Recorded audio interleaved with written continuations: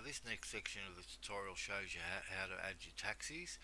So as you see, taxi and driver details, there's a button there, view add taxi. So to add a taxi, simply click on the button once and it will load the taxi registration menu. Now this is quite a simple menu to use. As usual, you have to click on the add button to add a record. So click on the add button just once and then type in your registration number of the taxi. I'm just putting a mystery one here at the moment.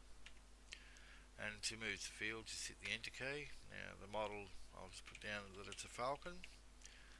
And the vehicle type, if you click on the drop down list, there's three types: sedan, wagon, or a wheelchair accessible vehicle. I'll put this one down as a wagon and just hit the enter once I've selected it. Now the fleet number is optional. It's just the call number of the taxi, so if it's the same, you just type in the same and hit the enter key. Now that record has now been successfully added. Do I wish to add another? Now if I do, I just simply click yes. If I don't, I select no. I'm going to select no this time. And if we go out of the menu by pressing the exit button and go back in, you'll now see that that taxi is listed. If you have multiple taxis, there'll be a list of them.